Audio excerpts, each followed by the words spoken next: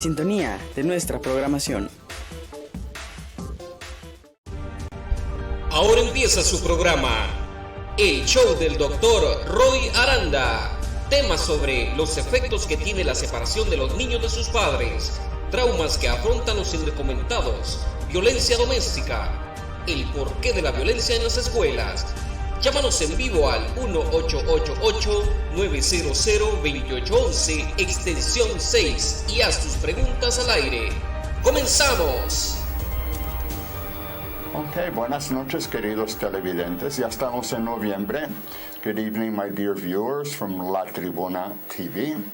We're already in November. How about that? Year's coming to an end. We have more shows coming up as we approach the end of the year, and one of them will focus on cultural value and meaning of holidays, recognizing that a lot of people celebrate many different religious holidays and they have cultural beliefs and cultural backgrounds, but unfortunately many people who are isolated, maybe they don't have families here, or they're hurting, or they've been injured, which is something we're going to talk about today, are not particularly feeling very enthusiastic. So we will do a show on holidays and on the meaning of holidays in December. Hoy día, today, we have an exciting program, and it's exciting in the sense because I have a great guest here.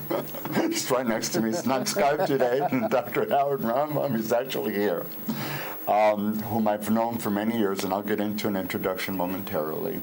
But the topic, in particular, the topic is something that is so relevant to the viewers. You know, la idea de accidentes laborales, de daños personales, is something that we see so often that in talking with Howard here, I thought that it was very, very important to open up for discussion and letting the viewers have some idea, because I'm aware that many of you have had incidents or accidents, or people who have been injured, if not yourselves, and how important it is to really have a grasp of what your rights are, what kinds of things you can do, and what kinds of treatments are available for you. So what I wanted to do just to start, Oscar, ¿me puede poner slide 1?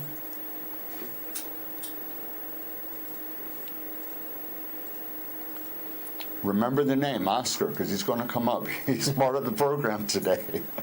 So I just wanted to share with you, this is the topic. It's I was injured at work, now what? The psychological consequences of occupational injuries.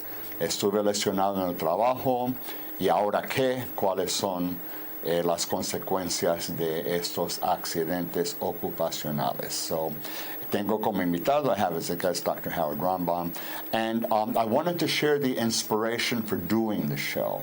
Those who've tuned in regularly for some time will know that I'm a psychologist, that I have many different kinds of patients, but among the patients that I see, I do work with personal injury patients. We've had other shows in the past that focused on injuries.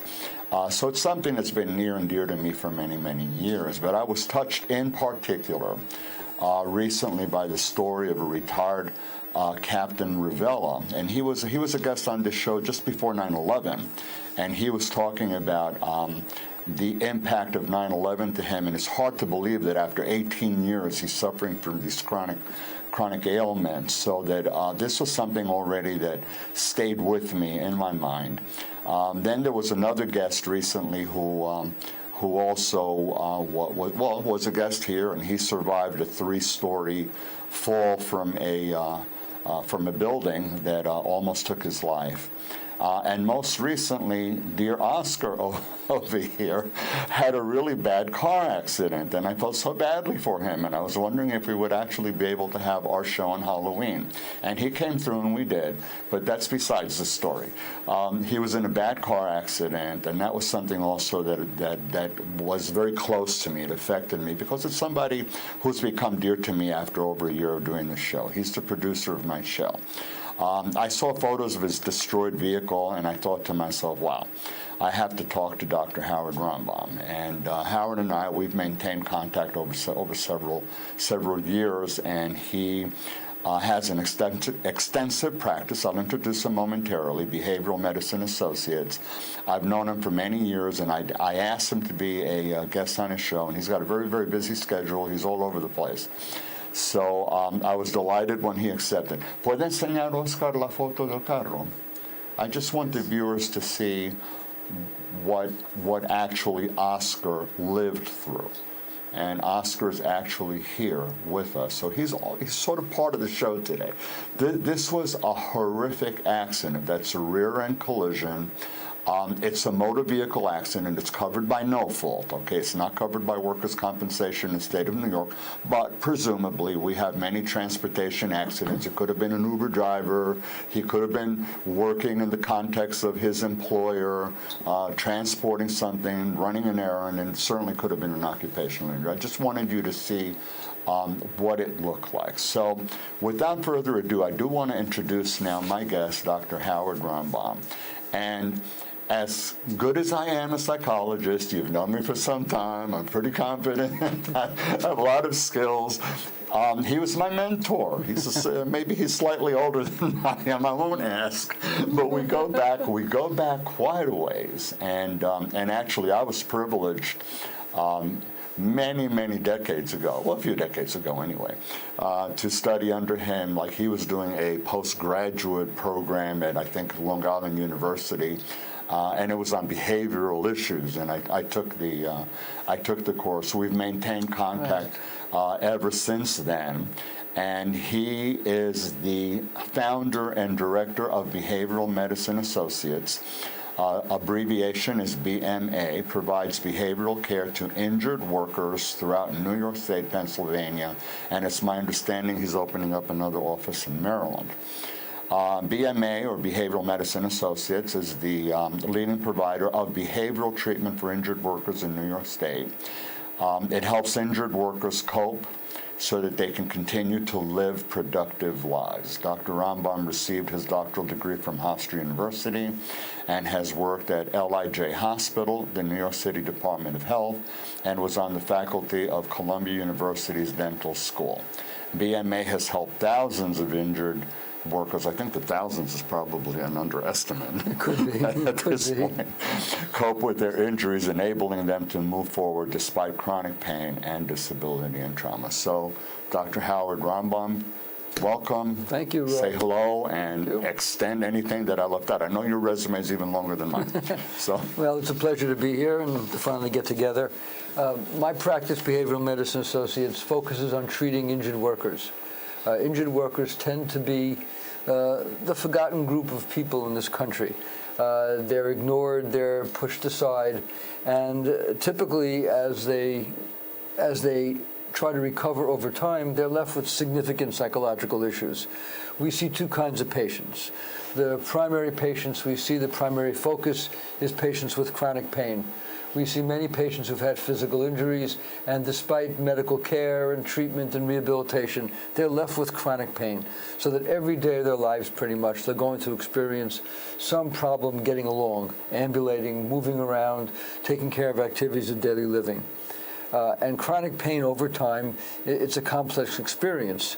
It's devastating to people. It's emotionally distraught, and people get depressed. In addition, well, it affects a whole family unit. Yes. It's like, well, one person in the family, as I've always told people, when one person who was out of the house all day at work is now home for those 10 hours, it doesn't improve the family dynamic typically.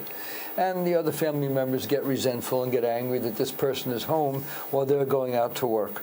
So the injured worker tends to isolate him or herself. They tend to be less social. They tend to become angry, depressed, and the whole family dynamic falls apart. In addition, as you probably know, Roy, workers' compensation is not a warm and fuzzy system. No. It's not a supportive system. It's a fight. It's a war, frankly. And for the worker to get the benefits he or she deserves and the treatment they deserve, they need to fight for that. They need to have a good attorney. They need to be on top of their cases and understand what's happening. And it's very important that they follow those steps along the way so that they can get the care they want, so that they're suffering physically, they're suffering emotionally, they're suffering behaviorally. then psychosocially their whole life tends to fall apart.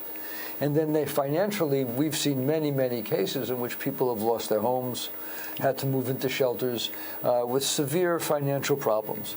Well, I mean, just to offer some sort of an example, to nail it a little bit, you have somebody, for instance, who was working typical 9 to 5, Monday to Friday, maybe weekends they go shopping, they do activities with the family, outings, socialization.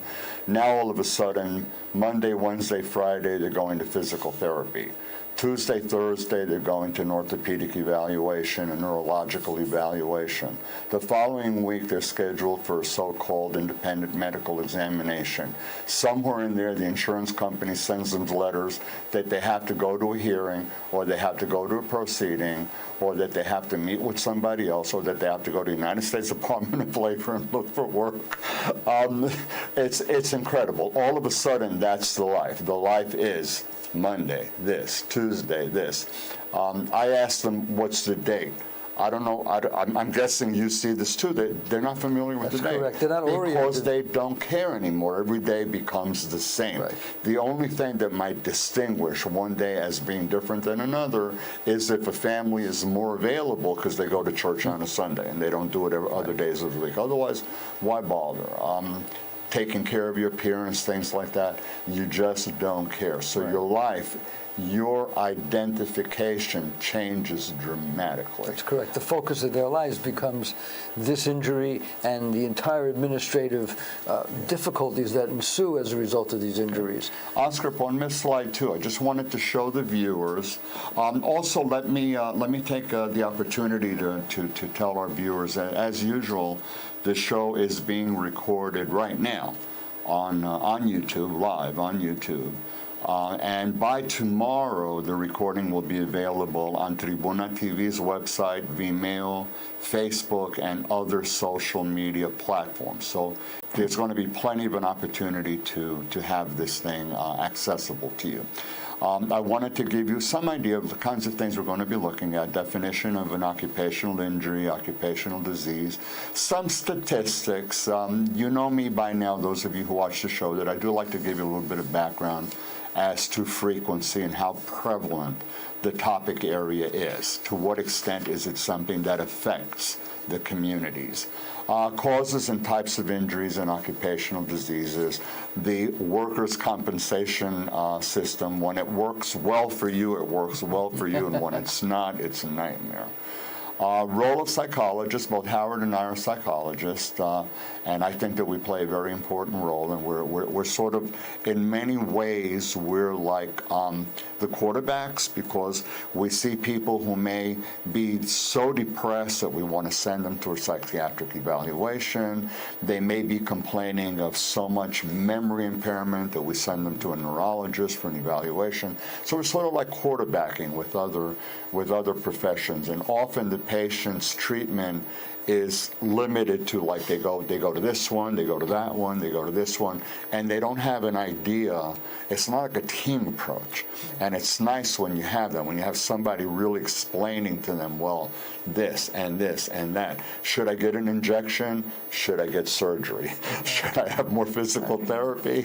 Should I take more medication? I mean, these are the things that they struggle with all the time. Right. I think you'll find, the way I do that we're the only professionals typically who spend time talking to them, understanding what's happening to them, and helping them put everything in perspective, not only the psychological aspects, but all of the physical treatments and all of the administrative issues. That becomes we give them the whole part picture. Of what we do. That's right. We give them the whole picture, and then they are the ones who will make a decision on the basis of informed consent and information. They make decision of what they think is best for them. And in many cases, we make recommendations, get a second opinion. Sure.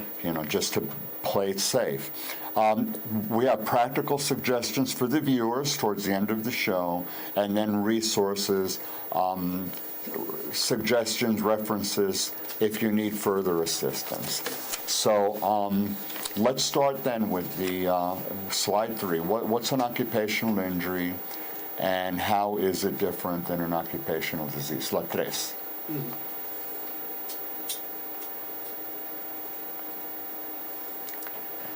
So very simple definitions. I'm trying to keep the slides, really user-friendly. An occupational injury is a personal injury, disease, death resulting from an accident arising out of or in connection with work. So you suffered a fall at work, something hit you, the ceiling collapsed on your head, you slipped on a greasy floor at work. All of these would qualify as an occupational injury. An occupational disease is a disease that's contracted as a result of an exposure over a period of time to risk factors. So like, for instance, asthma, respiratory diseases. Mesotheliomas are very well known by people who work with asbestos for years. Yeah, well, okay. The other thing I think we haven't mentioned yet is that we see a large number of patients who've been involved in traumas. As an example, we see a large number of train operators who operate subways in New York City who become the unwitting accomplices of people who want to commit suicide. People jump in front of subway trains, unfortunately, far more frequently than people realize, to commit suicide. And train operators will tell you that they'll see the person on the platform lean over, wave, and smile, and jump in front of their trains. As you can imagine, these train operators get somewhat traumatized. Yeah, they're traumatized, and they also have to go through drug testing and who knows everything. What else. I mean, so we see them. We see bus drivers in New York City as spat upon. They have to show that they were not in some way complicit in the accident. And bus operators are spat upon 20 or 30 times a week in New York City. On top of which, they bounce up and down on broken seats. So that's an assault. And even though being spat on is not so necessarily dangerous or violent, the bus operators feel as though, it could have been a gun, it could have been a knife, and it's an assault. It's also disgusting and degrading. So we see a lot of those. There's also a lot of mixed trauma, which happens, and we see people who are assaulted while they're working. Psychiatric aides get assaulted in hospitals. Yeah, the psychiatric people. Yes, assault them. And usually the facility is very inclined to be protective of their patients. Mm-hmm. So the employee, the mental health therapy assistant, aide, for instance, has to all the time wonder, I've got to intervene with patients, and I have to be careful, abide by the book. I'm going to be looked at. And they're very insensitive about reassigning them or in some way giving them some sort of an accommodation. Yes. So we see a lot of workplace assaults, and we see a lot of coworkers who seem to assault each other. Let's look at some numbers, okay? Slide 4. I don't want to overburden you, the viewers, with a lot of statistics. So I tried to keep this somewhat simple, but I really did want to give you an idea of how often we're looking at this. At the top, United States, I'm giving you fairly recent statistics. 2012, you can see that there were over 4,000 worker deaths from job injuries, 92%, by far more men than women. But look at the number of non-fatal workplace injuries. This is like 3 million. That's a huge, huge number. In New York State alone, you have, in 2016, 139,000 non-fatal injuries. And you see some statistics there. 2013, the rate of deaths, 3.3 for 100,000. And because, we're dealing with La Tribuna TV, La Hispanidad, and all of that, I thought it was important, along with Howard, because I know Howard has a lot of Hispanic patients, to give you some indication of the impact of Hispanics in the workplace. There are increased, of course, we know that the number of Hispanics in the United States is increasing. At this point in time, we're the second largest country in the world that has Hispanics, and we may surpass Mexico pretty soon. Who knows? But the increased numbers, of course, in the workplace. So it means you have more people, Hispanic, from different cultures, different countries, pero todos tenemos la misma raíz hispanos. On joining the workforce.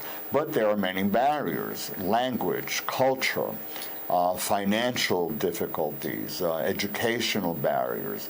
Immigration status could be an obstacle. Somebody could be injured, Yes. and then an employer could threaten them and say, That's a big if you fear. say anything, I'm going to call La Migra, I'm going to call ICE.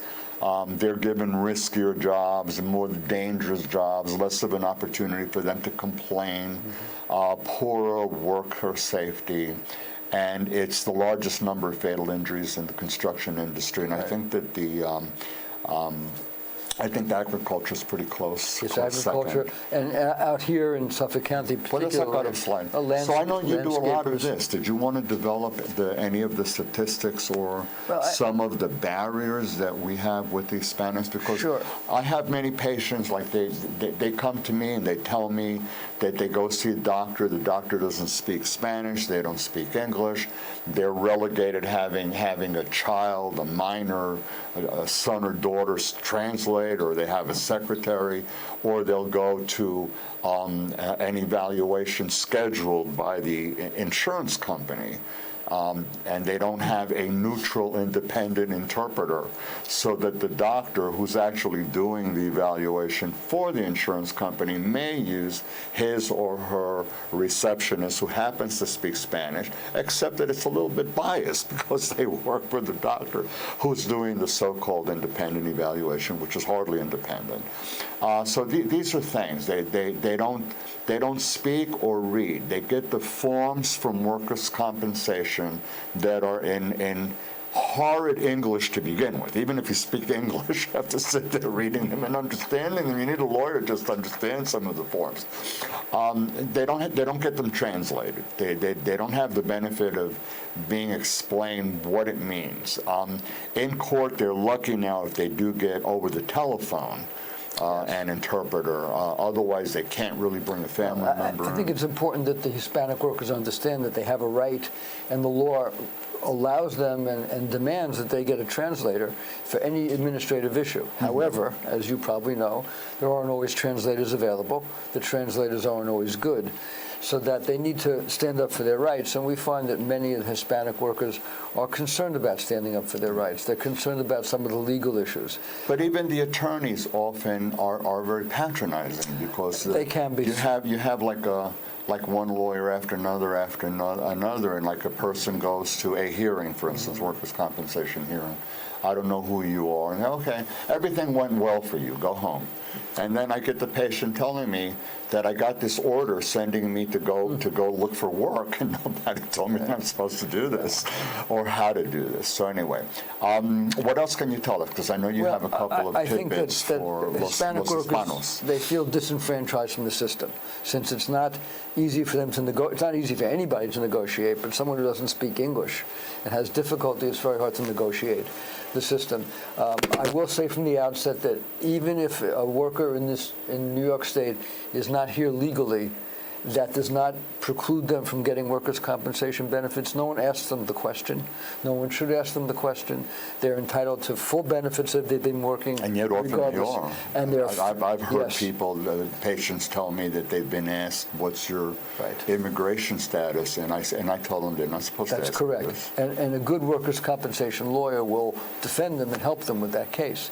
But the system is not made for, it's not a good system to start with for Hispanic people who have little understanding of the way things work administratively in this country. And if they get a lawyer who's not sensitive and doesn't speak their language, it puts them in even more difficulty. Additionally, a lot of workers, Hispanic workers, feel guilty for not supporting their families. They feel as though they're not taking care of their responsibilities, that they're failing. And especially Hispanic men feel as though it's an emasculating event for them. That's correct. It's not always the money even. It's just the fact that I have no value or worth any longer because I'm not working. I have no job. And that's very difficult. And one of the advantages we have in our practice is we have numbers of psychologists who are fully bilingual. and speak Spanish fluently and are able to really relate to the patients on their level. And that's very helpful because they feel much more relaxed, much more comfortable when someone speaks their language, as we can all imagine. Yeah, you have somebody who becomes an ally. Right, an advocate, a psychological advocate. Mm-hmm. We're not legal advocates. We know the lines we have to draw, but we're certainly psychological advocates. And that's really critical. And the number of Hispanic workers who are injured increases every year. It's been on the rise. In New York City, the numbers are astronomical. I know Oscar took the slide down, but you don't have to put it back up. I gave that the rate of deaths in 2013 was 3.3 for 100,000, but for Hispanics, it's 3.9 per 100,000. So statistically, that's a lot higher than 3.3. Right. And Hispanic workers tend to have the most dangerous jobs. Yeah, they're given it, and they're not necessarily given the training to do it. No, not at all. So what will happen is there'll be workers who didn't show up, and then the boss will say, I want you to do this or use this machine over there, and the employee will say, but I've never done it, and the boss will say, well, I don't care, do it. Right. And if I'll just let the workers know, people who are watching, if you belong to a union, go to your union. They should help you. Unions have been very helpful with helping injured workers get through the system. Unions are advocates. Unions have resources. But those workers who have no affiliation, no union or anything, can tend to be just lost in space. Yeah. And employers do tend to discourage them from reporting the cases. Let's look at some of the common causes. ¿Puedo ponerme slide 5? We have a whole bunch of stuff here. Common causes, types of injuries, areas of injuries, and common occupational injuries coming up. I'm not going to pretend that this is an all-inclusive list. You could probably get pages and pages of this, but I'm trying to give you at least some of the things that are most typical. Slips, falls, bending, all of a sudden you bend, and I've had, oops, uh-oh, I feel something warm, something happened back there, and I can't lift myself anymore. Overexertion, you're overstraining to do something. Pushing, you're pushing a cart, and you push the cart, the wheel breaks maybe, and you bump into the cart, or the cart bumps into a door that's opening in the wrong way, so you crash into it, or you're pulling something and you fall back.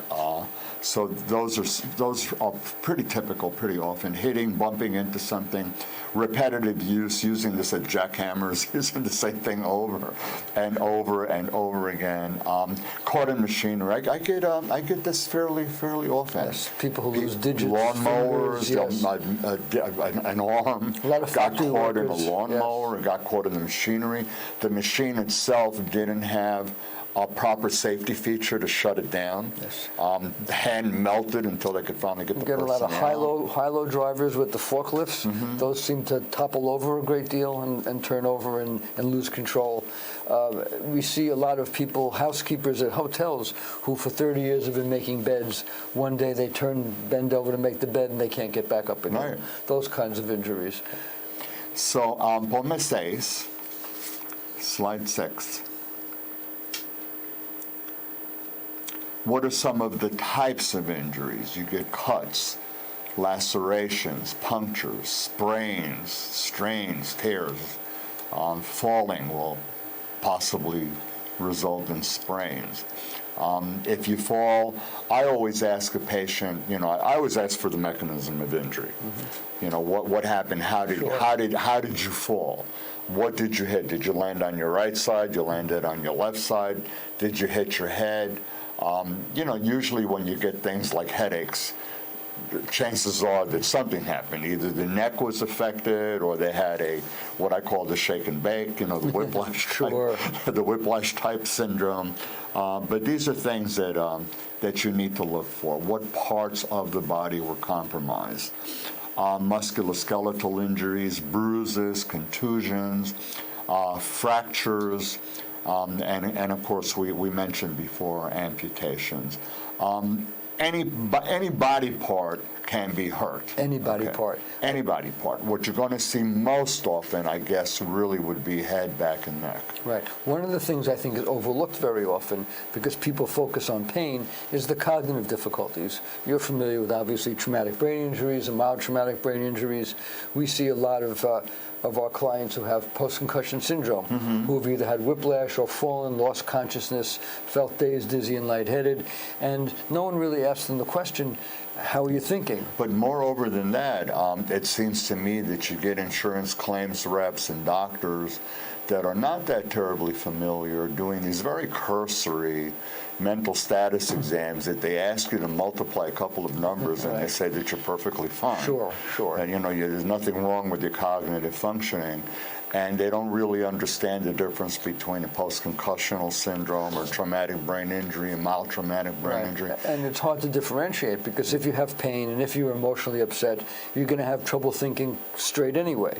So that what we did about 15 years ago was discovered that this was an overlooked area of injured workers. We developed a whole program of neuropsychological evaluation and treatment, cognitive rehabilitation. But I know for a long time, you and I, we had looked at, I know there was a lot of research at the time being done also, that you didn't need to have a loss of consciousness. That's it was correct. almost like a loss of consciousness became the gold standard. Right. If you have the loss of consciousness and you have these measures, the Glasgow Coma Scale, which is like really only at the beginning That's useful.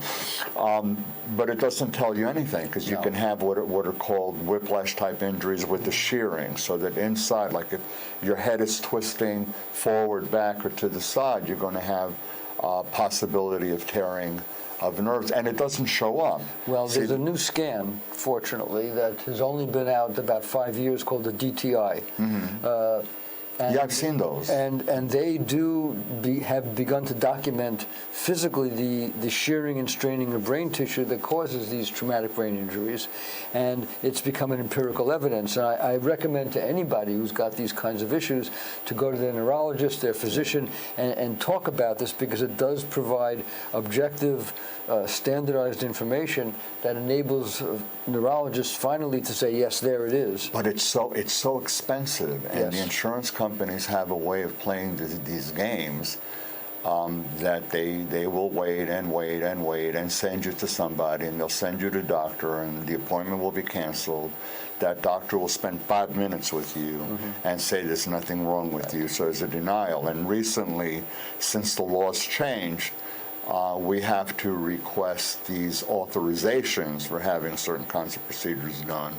And the insurance company has a certain amount of time that they have to return an authorization or not. And then if it's not authorized, you have to examine your options at that point, request a hearing, an expedited hearing. The bottom line is that for neuropsych, if you're having traumatic brain injury, the window of recovery is narrow. You want to do something, and any treatment that you have after an accident, you want to aggressively treat the injury to try to restore optimal functioning as quickly as possible. Any delays slow the process The down. sooner people get to us with any kind of emotional or behavioral difficulty, the better it is for them. We can get them earlier on in the cycle, we're much better off. But when you're waiting like 2 years, at that point you're doing Band-Aid cures. Well, let me just, one thing. As you know, in workers' compensation in New York, an injury must be established in order to get paid for. Psychology is never established, because psychology is not an obvious injury. So if someone falls off a ladder, hurts their back, they get treated for their back problem. 9 months later, they're depressed. They can no longer play with their children. They can't play ball with their friends. They can't work. And they get depressed. They get referred to us. That's where we get the referral. We send in the bill and the report to the insurance company. The insurance company says, no. Denied. The site of injury is John's back. John's psychology is not a site of injury. It takes anywhere from 12 to 18 months to get that established administratively. Now, my practice, we're going to treat this worker for those 12 to 18 months. And we're going to hope to get established. And fortunately, 97% of the time we do.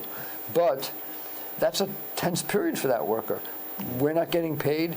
No one's acknowledging he has this injury, and he has to pursue this. It becomes an adversarial That's system. correct. So it just adds another layer of stress to an already stressed out worker who's suffering financially, socially, emotionally, behaviorally, and with pain. So the Oscar was very quick to remove the slide. Slide 6. 6 or 7? 6. Okay. So of course, you have hands and arms and legs and shoulders, and like what you were saying, multiple sites. I mean, I can't begin to tell you the number of patients that I see who tell me that their neck hurts, left shoulder hurts, right knee hurts, left ankle hurts. Yes. I mean, it's like lower back.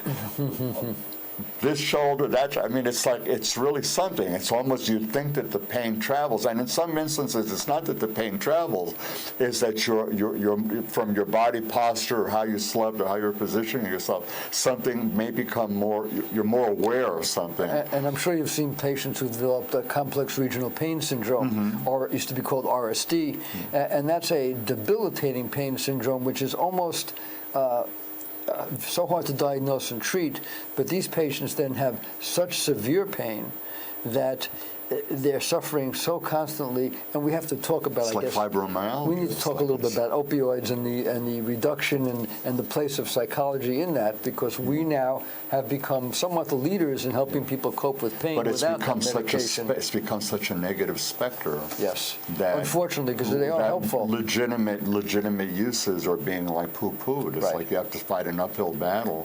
And what do you do with the person who's on a colostomy bag? And it's like nothing helps. What do you tell them? Well, hey, the standards are we're supposed to eventually put you on Tylenol. Right. You know that the new guidelines allow them to have one prescription for opioids for 2 weeks.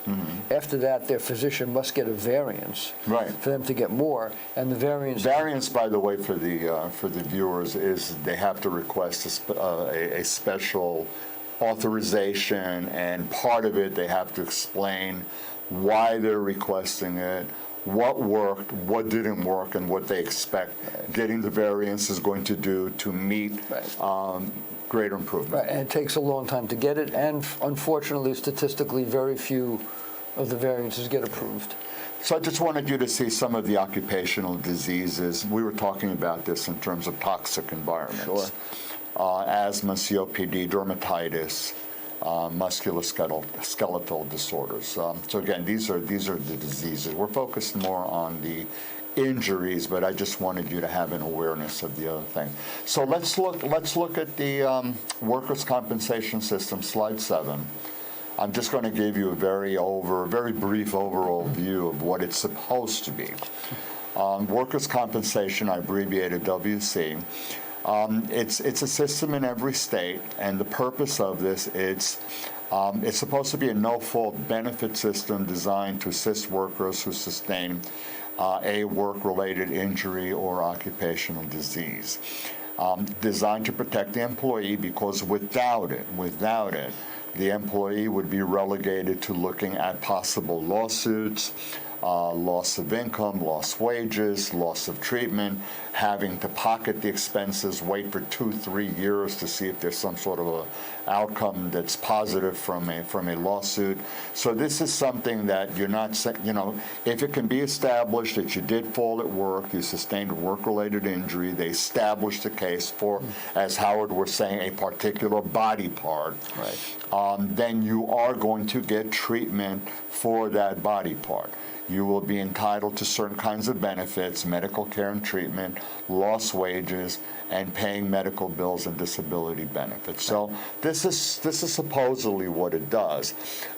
You're certainly not going to get your income. You're not going to get what you were making when you were working. You're not going to get everything covered. It's going to be an uphill battle. I'm going to leave it up to you to develop this thing. Unfortunately, it's a fight. The initial I mean, the history of workers' comp in New York State was in the early 1900s after the Triangle Shirtwaist Factory fire, where hundreds of workers were trapped in a building and killed, workers' compensation became part of the regulatory system in New York State. The trade-off was, we will give you medical care, lost wages, take care of you to some degree, and you don't sue. And you can't sue. So injured workers cannot sue their employers. That is by regulation, by law. That's the trade-off.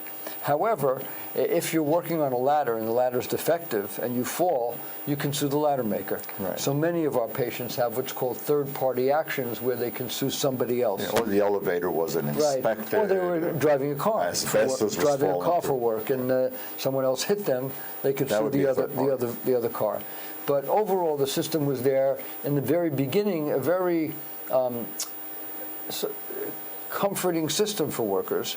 Unfortunately, I would say over the 30 years I've been doing this, it's become less worker-friendly. We were close to pioneers, weren't we? Yes. We go back to when people were wondering, why do people need psychological treatment after a car accident? That's right. And I'm sitting there thinking, but it's so logical. Yeah. They develop phobias. They're afraid to drive. Sure. They have nightmares. They're terrified. Why would that not be fodder for having a psychologist do something psychological? Right. And that goes back to the early years. We go that far back. Yeah, absolutely. and I think that for a long time, as you know, these workers were ignored. These patients are very needy.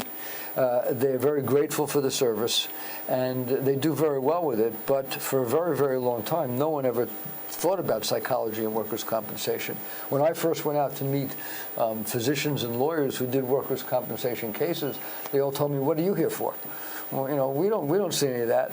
And I remember very distinctly giving a managing partner of a workers' comp law firm a list of 10 issues, symptoms, and say, you ask for the next month, and you tell me how many of the people you speak to have these problems. He called me back 2 weeks later and says, you're in business.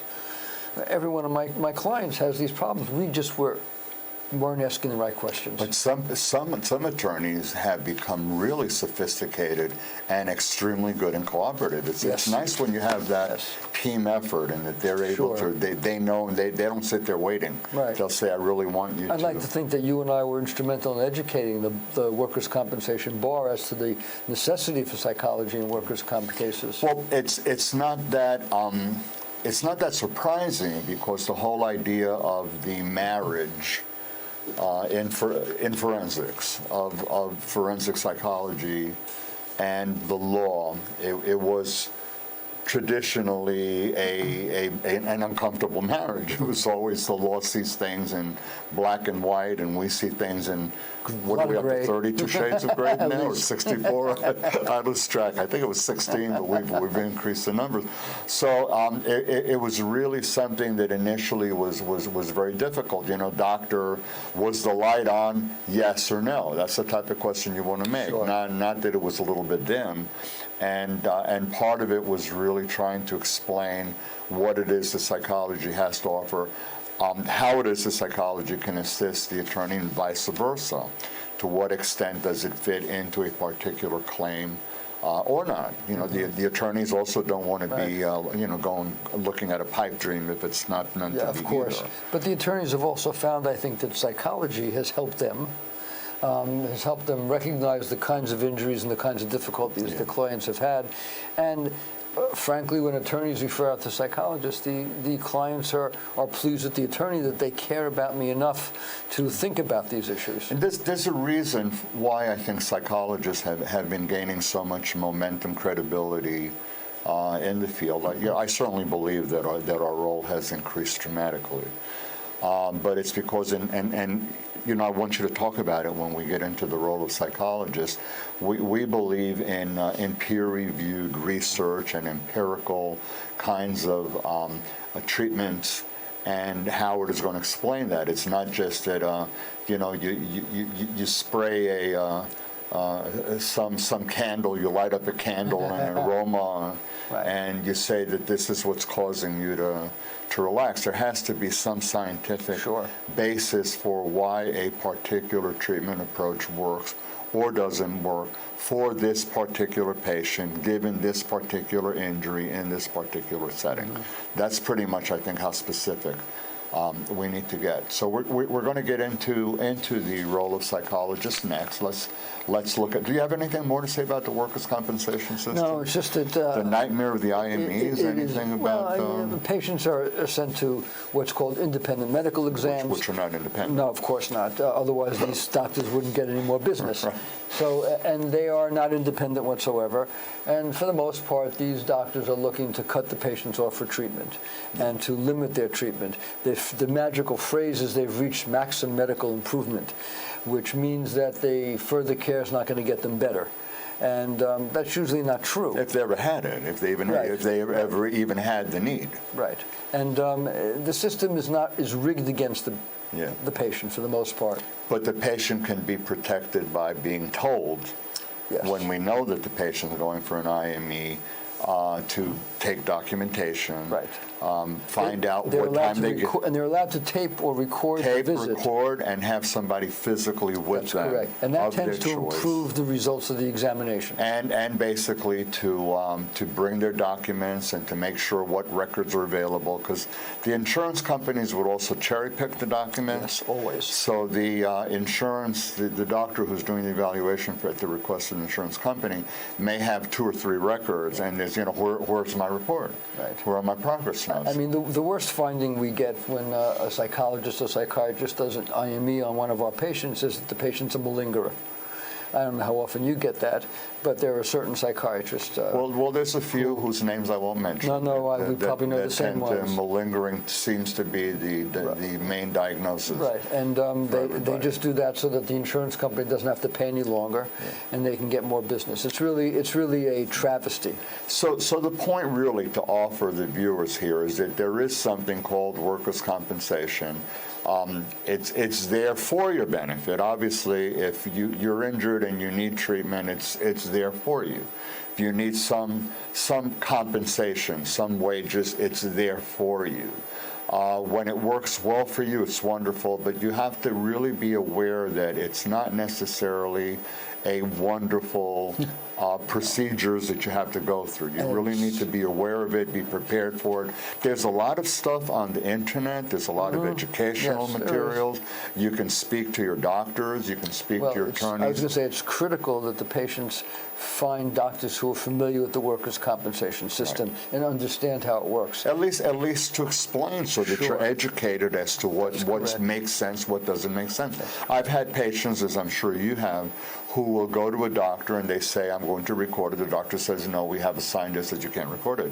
And then, but wait a second, on the back of the page, number 5 and 6, it says I can record and I can be accompanied. So, not to belabor the story too long, but for the ones who continue to refuse it, a little thing like, okay, I'm going to call my lawyer and inquire and tell him, seems to solve the problem at that point. Anytime you mention lawyer, people seem to get a little bit more nervous. Let's look at slide 8. So I'm going to go through this relatively quickly, and then I want you to pick and choose any area that you want, especially the specialized interventions. Okay? So role of psychologist, just general at the top. We perform emotional, physical, cognitive. We look at the emotional, physical, and cognitive complaints, behavioral changes. Emotional, I'm depressed. I'm very angry. I'm anxious. Physical, this hurts. My neck hurts. My back hurts. I'm constipated. I don't sleep. Cognitive complaints, I'm forgetful. I don't remember dates. I seem to forget where I put things. Behavioral changes, I'm late to get up. I don't feel like doing anything. I don't feel like shaving. I don't feel like changing my clothes. I don't feel like taking a shower. I don't feel like going out. I don't want to do anything with the kids. Those are behavioral changes. Consequences of physical injuries and chronic pain, staying home, not being able to work, loss of function, loss of income, arguments at home. These are some of the consequences that you see. Loss of function. I can't use my right arm. I can't use my left leg. And then you'll have the patient typically, because he or she has to over-rely on the other leg or arm, develop pain in that shoulder or in that leg, and the insurance company will say that's not part of your case. even though it's because, and if you're right-handed, imagine if you are right-handed and you have a problem with the shoulder or the hand, you are relegated to do everything with the left now.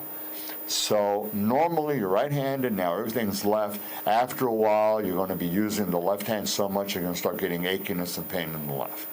So this is a loss of function, disruption in lifestyle. You don't go out. You don't want to go out. Even if you do want to go out, you're in pain after 30 minutes, you want to go back home. There's no place to sit when you go to a park. Well, park, yes. But you go to some places, there's no place to sit.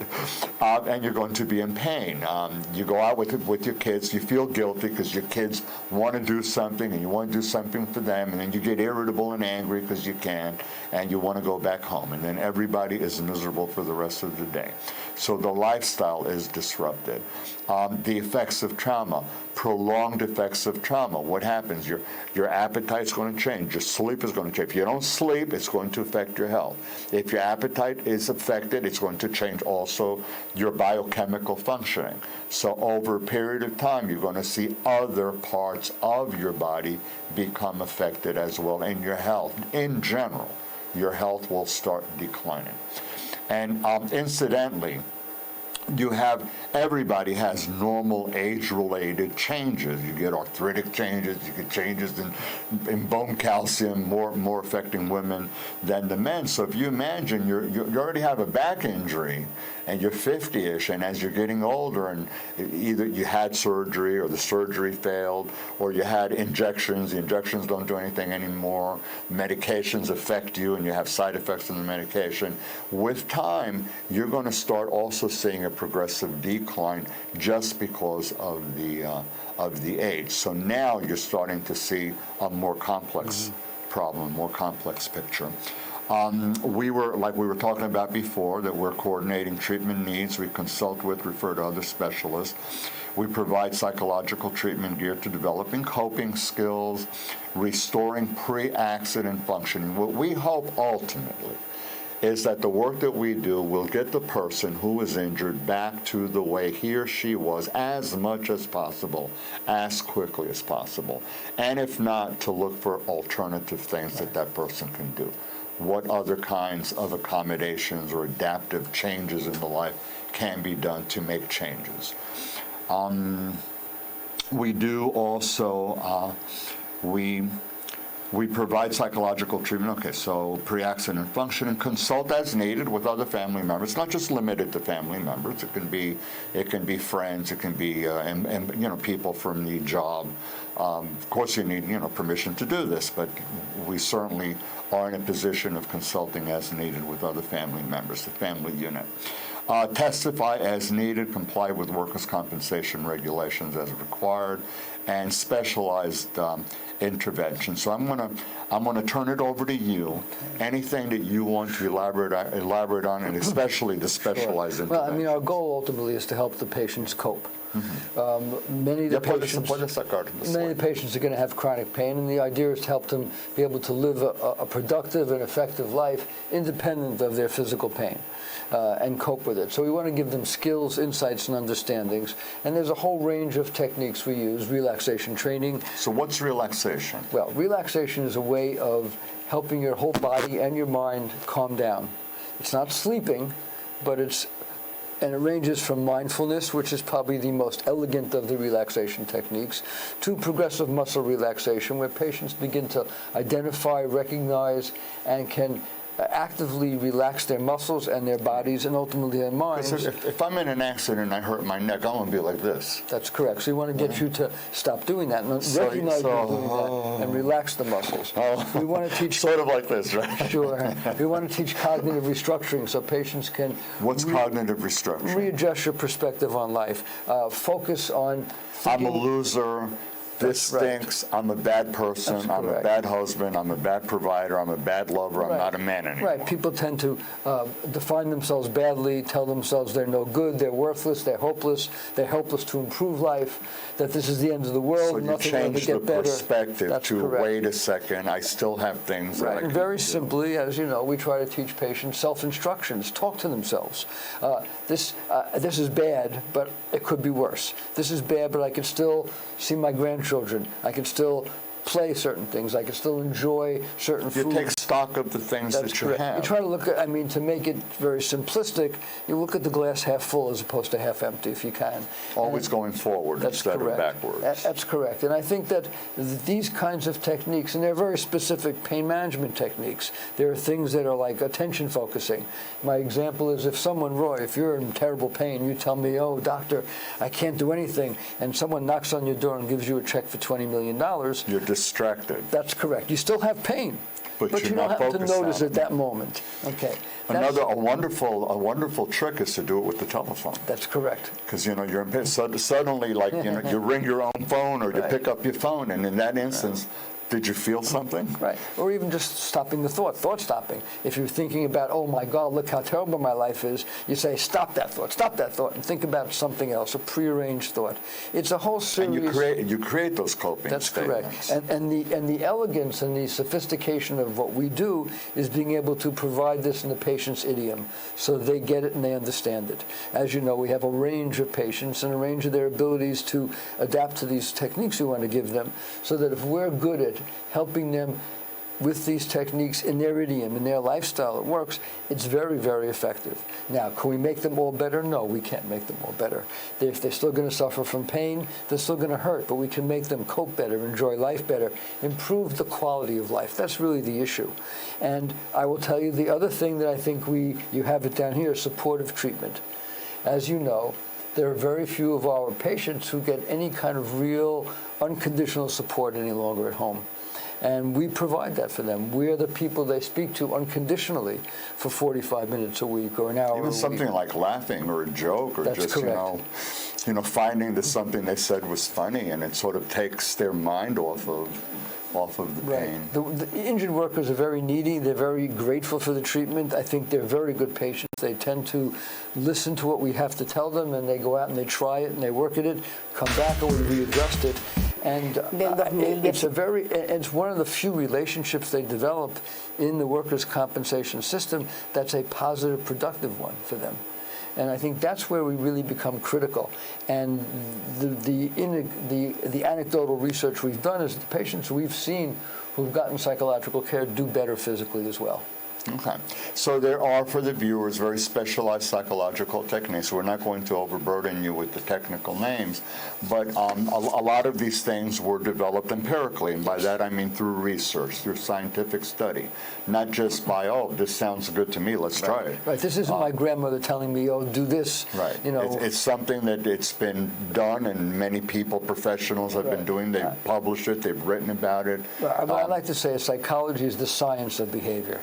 Science of behavior. Too many people think of it as just sort of talking. It's more than that.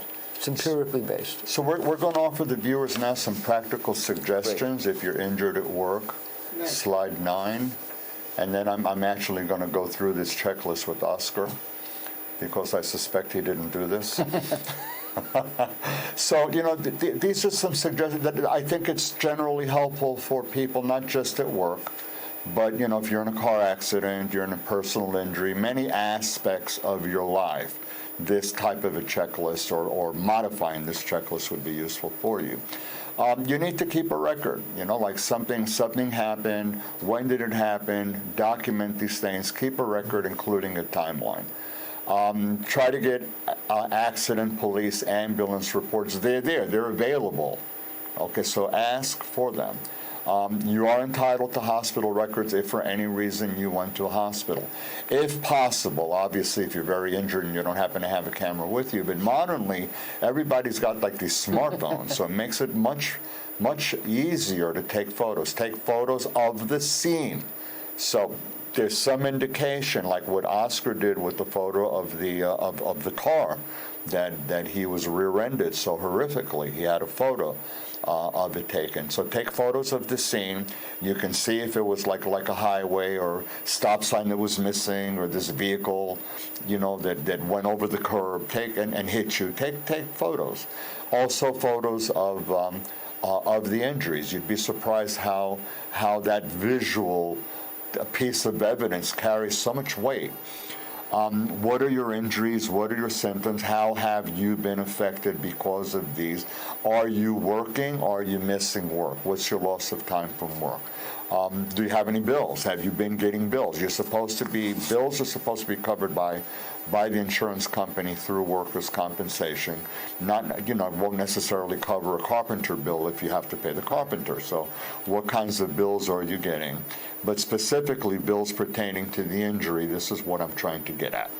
The names of your doctors. I have patients, they don't know the names of their doctors. They don't know the names of the medications. They don't know what the doctors treat. Right. And they have no idea about the medical records. You need the names of your doctors. You need to know what it is that they treat. A physiatrist is not a psychiatrist. It's a different profession. And they treat different things. When you go for pain management, it's not the same thing as seeing your physiatrist who's recommending physical therapy. Pain management is going to recommend injections. And if they don't work, they'll send you to a surgeon for a surgical consult. So what is it that you're doing? Medications. If you don't remember the names, medications have horrific names. Take a photo with your camera. Take photos of your medication. Keep these things with you. It's important. Have an idea what the medication is for. Communication. Any letters, any documentations, anything you get from the insurance company, doctors, specialists, attorneys, make sure you keep. Request records from IME doctors. When you go to that doctor, the doctor says nothing's wrong with you, you can go back to work. Get the report. Get the original report. Don't give away documents without making a copy. I have so many patients who come and they tell me that they gave it to the lawyer, they gave it to this person, or they keep things like in their pocket and it's folded and they don't have it organized. You have to keep everything neatly organized. The best takeaway point I'm trying to make is you are responsible for what you can do to make yourself better as much as you can. And that's going to involve you being proactive. You need to be able to support yourself by doing these kinds of things that I'm recommending over here and keeping things neatly and organized. You'll be all the better for it. And we started giving calendars out to our patients. I get calendars too. So they can keep records of their visits and the doctors and so on, and a way of organizing these things. It's very, very important that they know. And you give them homework assignments because they don't necessarily automatically know how to do it. That's correct. So you give them homework assignments. And for many of the patients, they don't have the vaguest idea either how to document how much the pain is. Right. So you try to explain to them what's called a visual analog scale. How bad is your pain? 10 is like a tractor trailer about to run you over, and 0, nobody has 0, I don't think. It's a Garden of Eden, 0. 3-ish is probably you're more or less functional. 5 is like you're feeling a moderate amount of pain. 7 is like really starting to get not good. And 8 is probably you're staying home. At that point, it's becoming really difficult. So, Oscar, for our viewers, have you been doing any of these things? No, the accident police. Okay, Oscar got the police report. Yeah. Photos. Photos. What are your injuries? Symptoms? Ajá. Yeah. ¿Tú sabes lo que estás sufriendo? ¿Te duele el cuello? Sorry? Your neck hurts, el cuello. Yeah. All of a sudden, Oscar doesn't speak Spanish. Is a doctor? What the treat, medication, and medical record, yeah. Okay. So you know the name of the doctors, because the other day yo te pregunté a dónde tú buscabas tratamiento and you didn't know the name of the place. So you have to do these things. So I didn't want to put Oscar on the spot, but like I like Oscar, so I'm using him a little bit as a guinea pig after he had that horrific car accident. So I really want you to be aware of how these are things that you can do, and if you have difficulty doing it for yourself, if you were injured, take into consideration that you undoubtedly know somebody who was injured, a parent, a friend, family member. Knock wood, I certainly hope that nobody has to go through accidents, but you're better off like forewarned and ready in the future. If you have, keep a little camera. If you don't have it, keep a little camera in your car. Keep a little notebook with you, a little pad with you if you're walking and you're not driving. Simple things like having to park at a meter and you don't have quarters. you can carry some quarters, for instance. This is what I mean by a little bit of preparation ahead of time. So I wanted to, let's look at the last slide, resources for more information or assistance. I wanted to give the viewers some sense of things that are available out there. Of course, as psychologists, both Howard and I will be, reinforcing more access to state psychological associations. So we're in New York. So the main state psychological association, I don't mean to suggest that it's the only psychological association in New York, but the main one is New York State Psychological Association. I did put the link there. If you're in New Jersey and I didn't put the link, all you have to do is go to the internet, look up New Jersey Psychological Association. You're in California, California Psychological Association, Texas Psychological Association. Every state has one, and these are all under the umbrella of the American Psychological Association, and I did give you the link there. You already know how to reach me, so I'm available if you need to ask me questions. And Dr. Howard Rombom at Behavioral Medicine Associates, I gave him I did put down the phone number. You had something else that you gave Oscar to post? I just gave him a business card also. ¿Puede poner el business card? I think it's also important, Roy, it's important for our viewers to understand that in New York State, you need to see a psychologist who is authorized to treat injured workers. Pon el slide otra vez. And not every social worker, not every psychologist has an authorization to treat. In workers' comp, you are definitely looking at people who are on a list. They're approved list. And you need to monitor that list every now and then because people get into trouble. Yes. So you need to keep an eye on that. There's Dr. Howard Rombom's Behavioral Medicine Associates. Call New York Psychologist. There's a number 1-888-BMA 2322. We have 40 offices around New York State. That's all. In pretty much almost every downstate, all 5 boroughs, Nassau, Suffolk, Westchester, Newburgh, Buffalo. We have offices pretty much all over New York State. Well, let's cut a slide. I did want to make just one more comment before we're coming to an end. Thank God that Oscar's injured, because otherwise he'd be giving me a dirty look telling me I have to end the show already. Also, I really wanted to point out that you need to, when you're hurt, you need to seek the assistance of a competent, qualified professional. The fact that somebody has a degree, and it's a terminal degree, and it allows that person to practice, doesn't necessarily mean that that person is proficient or an expert in working with occupational injuries. We've had other shows, for instance, domestic violence. The fact that someone has a Ph.D. doesn't automatically make that person an expert in domestic violence. So you really need to get professional assistance if you're injured from people who are experts in providing care that you need. If it's psychologists, it should be a psychologist who is workers' comp rated, who's a personal injury expert, who's been doing it for a period of time, and there's a reputation that's out there. Check the names. It's not that difficult to find the qualifications of people. You can ask the associations, call Dr. Rombom, give me a call, ask other people. Don't just assume that somebody's aunt and uncle or whatever is qualified to do the treatment. With that said, I wanted to thank Howard. We have to end, Oscar. We're coming to a close. ¿O queda tiempo? No, estamos ya. Oh, we're way over the limit. Well, Howard, I wanted to thank you. You have anything that you wanted to say to the viewers? I just want to thank you very much, and thank you for the good work you do for psychology, not only in this area, but across the board. It's been a pleasure. Did I do good after you started the training? Yes, you've done well. Very proud of you.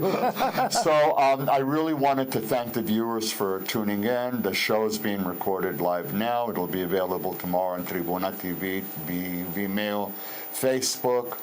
Again, you want to contact me or Dr. Howard Rombom or state agencies, state associations, please do. Everybody, be safe out there. Take it. It's getting really cold.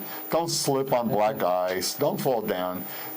Be careful when you're outside. Keep an eye on your neighbors. If people need help, be there for them, okay? So you got to be really community oriented as well. And I will see you. We have a show next week. Wow, yeah, we have a show next week. I have to figure that out. We have a show next week. So me despido de todos. Muy buenas noches a todos. And I hope that the show was useful and informative to you. Gracias, Oscar, for being a guinea pig today. Okay. Good night. Good night.